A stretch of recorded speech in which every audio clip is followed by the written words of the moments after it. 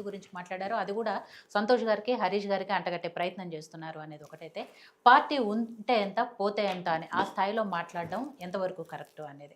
తర్వాత మనకి రవి గారు చెప్పారు, అవినీతి సొమ్ము ఏదైతే ఉందో 10 ఏళ్ళ అధికారంలో ఉండి వీళ్ళు దోచుకున్నారో ఆ సొమ్ములో ఆ పంపకాల్లో వచ్చిన తేడాతోనే ఈ డ్రామా అంతా నడుస్తుంది అనేది. సో వీటన్నిటికీ ఆన్సర్ చేస్తూ ఫైనల్గా కవిత గారి భవిష్యత్ ప్రణాళిక ఏం చేయబోతున్నారు, ఏం ప్లాన్ చేసుకుంటున్నారు అని. ఈరోజు ఆస్తి గొడవ, పదవుల గొడవ అని అన్న మాట్లాడుతున్నారు. ఆస్తులే కావాలనుకుంటే, పదవులే కావాలనుకుంటే 10 సంవత్సరాల అధికారంలో ఉన్నప్పుడే అక్క అడిగేది, కొట్లాడేది అంటుంది. ఇక్కడ ఆస్తులు గొడవ కాదు, వాళ్ళకి ఆస్తులు ముఖ్యం కాదు. ఆస్తులు డబ్బే కావాలనుకుంటే ఆ రోజు ఒక మంచి లైఫ్ స్టైల్ ని US లో వదిలేసుకొని వచ్చి ఇక్కడికి వచ్చేవాళ్ళు కాదు. వాళ్ళకి ఆస్తులు కాదు, ఎందుకంటే వాళ్ళు అన్ని డబ్బుని అన్ని వదిలేసుకొని కవితక్క గారు ఉద్యమంలో ఉన్న వ్యక్తి. ఈ రోజు ఏదైతే నిన్న అక్కగారు క్లియర్ గా చెప్పిండ్రు, ప్రెస్ మీట్ అంతా ఇన్నామని అన్నారు అన్న. ఆ ప్రెస్ మీట్ లో అక్క స్టార్టింగ్ నుండి క్లియర్ గా ఒక మాట చెప్పిండ్రు, కేసీఆర్ గారు తెలంగాణ వచ్చిన తర్వాత, ముఖ్యమంత్రి అయిన తర్వాత ఒక మాట, ఇందాక అన్న కూడా దళితుని ముఖ్యమంత్రి చేస్తా అన్నారు, దానికి కూడా చెప్తా. దళితుని ముఖ్యమంత్రి చేస్తా అని కేసీఆర్ గారు చెప్పినా కూడా, కేసీఆర్ గారు ముఖ్యమంత్రి అయితేనే తెలంగాణ బాగుపడుతుందని చెప్పి చుట్టూ ఉన్న వాళ్ళంతా కోరుకుంటే, ముఖ్యమంత్రి నేనే అవుతా అని చెప్పేసి తెలంగాణ ప్రజల్లోకి వెళ్ళిండు ఆయన ప్రజలు కోరుకున్నారు కదా, అందుకే 2 సార్లు ముఖ్యమంత్రిని చేసుకున్నారు.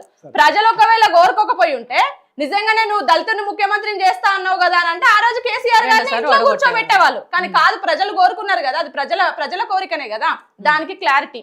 ఆ తర్వాత నిన్న ఏదైతే అక్క చెప్పారో, తెలంగాణ సీఎం అయిన తర్వాత ఒక 6-7 నెలలు ఆయన రూమ్ లో తిండి తిప్పలు ఏది లేకుండా ఒక స్క్రీన్ పెట్టుకొని తెలంగాణ సస్యశ్యామలం చేయాలి, తెలంగాణ నేలను దడపాలి, నీళ్ళు ఎట్లా తీసుకురావాలి అని చెప్పి ఆలోచన అదే పనిలో ఉన్నారు. అందులో నుండి పుట్టిందే కాళేశ్వరం ప్రాజెక్ట్ అన్నారు.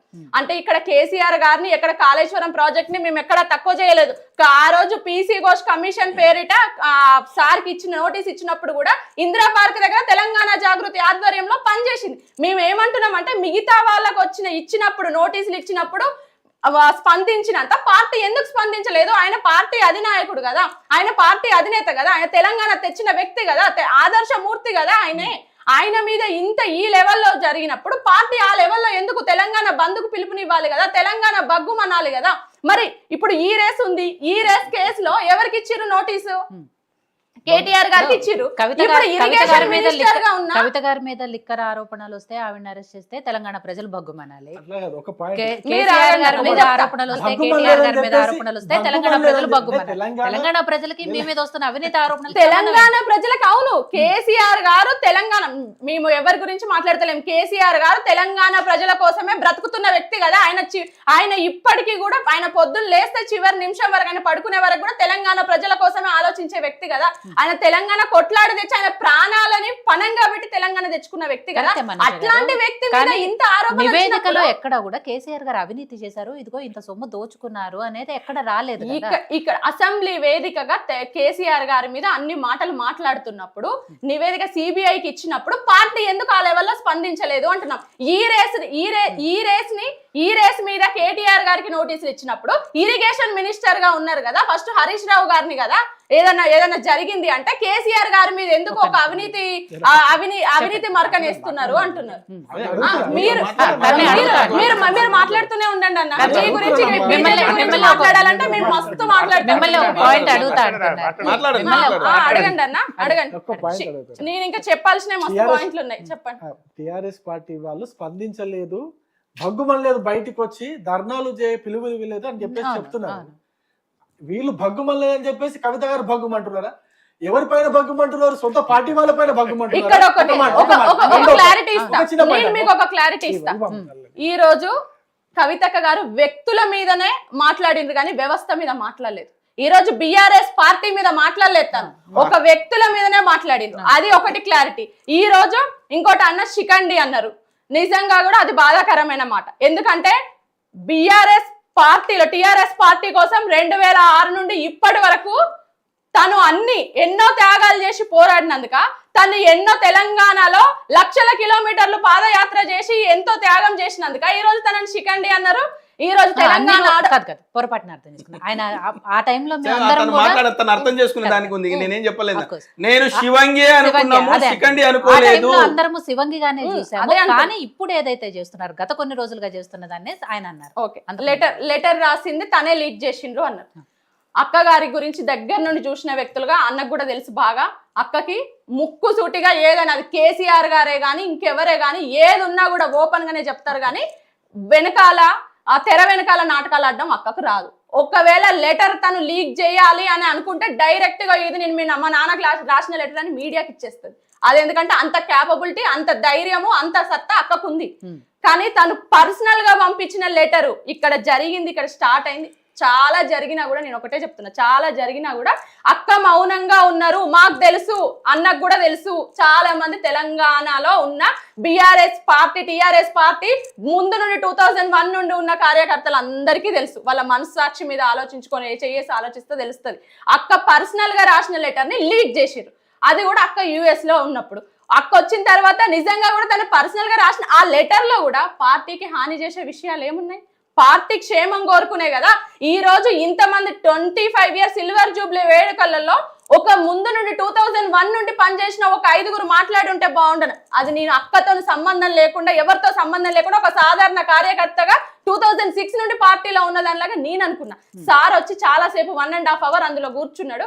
ఎవరైనా మాట్లాడుంటే బాగుండేది. సీనియర్ నాయకులు ఉన్నారు కదా, వాళ్ళు చెప్పి సార్ని పిలిస్తే బాగుండదు. అది లెటర్ లో చూసినప్పుడు మేము అనుకున్నాం, ఆహా అంటే అక్క గ్రౌండ్ లెవెల్లో తిరుగుతారు. గ్రౌండ్ లెవెల్ కార్యకర్తలు కవితక్క దగ్గర ఎమ్మెల్యే లేకపోవచ్చు, ఎమ్మెల్సీ లేకపోవచ్చు, ఎంపీలు లేకపోవచ్చు, మినిస్టర్లు లేకపోవచ్చు. కానీ గ్రౌండ్ లెవెల్లో వర్క్ చేసిన, కష్టపడి వర్క్ చేసిన మాలాంటి కార్యకర్తలు ఎంతో మంది కవితక్క దగ్గర ఉన్నారు. నిరంతరం అక్క ప్రజలకు అందుబాటులో ఉంటుంది, కార్యకర్తలకు అందుబాటులో ఉంటది.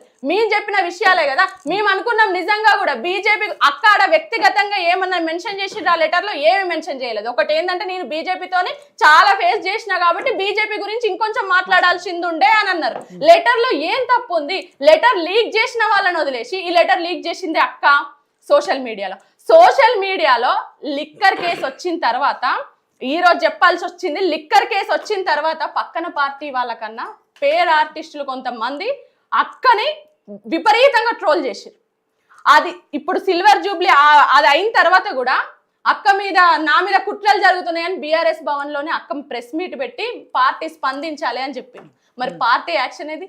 లిక్కర్ స్కామ్ లో కేసీఆర్ గారు స్వయంగా చెప్పారు మీడియా వాళ్ళతోని, నా బిడ్డ అయినందుకు ఆమెకు అడిగిన ముత్యం ఆమెకు ఏమి సంబంధం లేదు, నా బిడ్డ అయినందుకు బీజేపీ ఇరికిచ్చింది.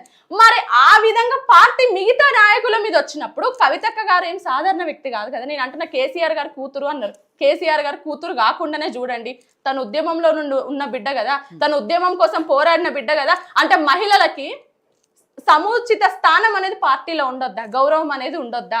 నేనేమంటున్నంటే ఉద్యమంలో నుండి మిగతా కూతురుగా చూడకండి. ఉద్యమంలో కూడా ఉన్నది కదా ఆమె. నిజంగానే 2001లో సార్ పార్టీ పెట్టినప్పుడు లేకపోవచ్చు. ఆ తర్వాతనైతే తెలంగాణ ఉద్యమం కోసం తను కూడా అన్ని త్యాగాలు చేసి వచ్చింది కదా. తన పసిపిల్లల్ని వదిలేసుకొని వచ్చింది కదా. తన కాంట్రిబ్యూషన్ కూడా తెలంగాణకు ఉంది కదా. మరి ఎంపీగా ఇచ్చిండ్రు అంటే అది అక్క సాధించుకున్నారు కదా.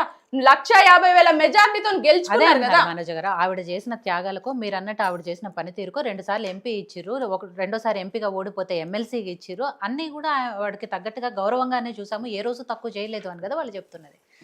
పార్టీ ఏ రోజు తక్కువ చేయలేదు అంటే ఇక అన్ని మాట్లాడాల్సి వస్తుంది. పార్టీ చాలా అంటే చాలా కవితక్క గారికి చాలా అవమానాలు. పార్టీ ఎంతవరకు కవితక్క గారికి ఇంపార్టెన్స్ ఇచ్చింది? మిగతా నాయకులకి నేను ఇందాకనే చెప్పిన ఎగ్జాంపుల్, మిగతా ఉన్నట్టు నిజామాబాద్ ఎందుకు లేదు, గజ్వల్ ఉన్నట్టు, సిద్దిపేట ఉన్నట్టు, సిరిసిల్ల ఉన్నట్టు పోనీయండి. కవితక్క మనుషులకి, కవితక్కతోని ఉద్యమంలో నుండి ఉన్న వ్యక్తులకి, మరి మిగతా నాయకులతో ఉన్న వ్యక్తుల వాళ్ళ అనుచరులకు ఇచ్చినన్ని కవితక్క మనుషులకు ఎక్కడొచ్చినాయి? మిగతా వాళ్ళు పేర్లు మెన్షన్ చేయొద్దు. మిగతా నాయకులతో ఉన్న వాళ్ళకి ఇచ్చినన్ని పదవులు కానివ్వండి, సీట్లు కానివ్వండి, కవితక్క మనుషులను ఎందుకు తొక్కుకుంటూ వచ్చిండ్రు? కవితక్కతో పాటు పార్టీ అంటే కేసీఆర్ అంటేనే పార్టీ. పార్టీ ఇవ్వలేదు అంటే కేసీఆర్ గారు ఇవ్వనట్టే కదా. కేసీఆర్ గారు కాదు. అందుకే అక్క క్లియర్ గా చెప్పింది, కేసీఆర్ గారు చుట్టూ దయ్యాలు ఉన్నాయని చెప్పాల్సిన పరిస్థితి అందుకే వచ్చింది. అదే చెప్తున్నాం మేము. కేసీఆర్ గారు దేవుడు. ఇంకొకటి ఏంటంటే కవితక్క గారు మాట్లాడిన ప్రతి మాట కూడా ఎంతో మంది కార్యకర్తల కోసమే మాట్లాడినరు. అక్క సొంత ప్రయోజనాల కోసం మాట్లాడాలనుకుంటే 10 సంవత్సరాల అధికారంలో ఉన్నప్పుడే మాట్లాడాలి. బీఆర్ఎస్ అన్న తమ్ముళ్ళకి అక్క చెల్లెలకి కోపం వస్తది కావచ్చు, నేను చెప్పేది ఇది వాస్తవం. పార్టీ ఉంటే ఎంత పోతే ఎంత అని అంది అని ఇప్పుడు అన్న బాధపడ్డారు. పార్టీ ఉంటే ఎంత పోతే ఎంత అన్న మాట ఎందుకు మాట్లాడిండ్రు? అంత పెద్ద నాయకుడు కేసీఆర్ గారు, ఆయన తెలంగాణ తెచ్చుకున్న వ్యక్తి, ఆ పార్టీ నిర్మించిన వ్యక్తి, ఆయన మీదనే అవినీతి మరక వచ్చినప్పుడు రేపు భావితరాలకు మనం ఏం మెసేజ్ ఇస్తాం? ఆయన రేపు ఆయన చరిత్రను చదువుకోవాల్సిన పిల్లలకి మనం ఏం మెసేజ్ ఇస్తాం? ఇట్లా జరిగినప్పుడు, ఇంత అవినీతి మరక ఆయన మీద వేసినప్పుడు పార్టీ ఉంటే ఎంత పోతే ఎంత అన్నారు. అంటే ఒక ఎలక్షన్ లో నేను మాట్లాడే మాట ఈ రోజు ఒక ఎలక్షన్ లో నష్టపరచచ్చు. ఒక ఎలక్షన్ కాదు కదా మనకు కావాల్సింది, మూడోసారి మనం మళ్ళీ సీఎం ని చేసుకోవాలి కదా కేసీఆర్ గారిని, ఆయన నాయకత్వాన్ని కోరుకుంటున్నాం కదా. అక్క మాట్లాడిన మాటల్ని క్లియర్ గా వినండి. కేసీఆర్ గారి నాయకత్వాన్ని, వ్యవస్థని అక్క తప్పు పట్టలేదు, వ్యక్తులను మాత్రమే తప్పు పట్టిండ్రు. సరే, రేపు ఆవిడ 12ంటికి ప్రెస్ మీట్ పెట్టారు కాబట్టి ఆ మీటింగ్ లో ఏం చెప్పబోతున్నారు? ఆవిడ ఏమన్నా అంటే ప్లాన్ చేసుకున్నారు, భవిష్యత్తు ఎలా ఉండబోతోంది ఏంటి, ఎమ్మెల్సీగా రాజీనామా చేయబోతున్నారా, ఇవన్నీ కూడా? లేదు, అట్లా రాజీనామా, మాకు అట్లాంటి ఇన్ఫర్మేషన్ ఏం లేదు. ఎమ్మెల్సీగా రాజీనామా చేస్తా అనే ఇన్ఫర్మేషన్ ఏం లేదు. ఓకే, పార్టీ సస్పెండ్ చేసింది, దాన్ని మేము నిజంగా కూడా బాధపడుతున్నాం, ఖండిస్తున్నాం అని చెప్పడం కన్నా, పార్టీలో నుండి ఈ కండువాతో పాటు నేను మీరు ఇందాక అన్నప్పుడు గులాబీ కండువా వేసుకొని బీఆర్ఎస్ ఎన్నోసార్లు నేను ఈ డిబేట్లకు వచ్చి బీఆర్ఎస్ తరఫున మాట్లాడిందాన్ని. మేము ఎందుకంటే తెలంగాణ జాగృతి, మేము అధికారాన్ని ఆశించకుండా, ఏమి ఆశించకుండా నిస్వార్థంగా బీఆర్ఎస్ ఏ వ్యక్తికి ఇస్తే ఆ వ్యక్తి కోసం మేము పనిచేసిన వాళ్ళం.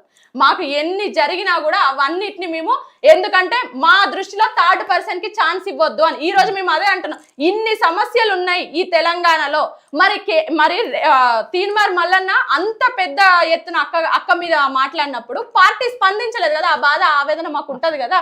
తెలంగాణ ఆడబిడ్డలు, తెలంగాణ వాళ్ళు బీఆర్ఎస్ పార్టీని ఎంతో గౌరవిస్తారు. నీ ఇంటి ఆడబిడ్డకి ఇంత అవమానం జరిగినప్పుడు బీఆర్ఎస్ పార్టీ స్పందించినప్పుడు మరి అది ఒక క్వశ్చన్ మార్కే కదా.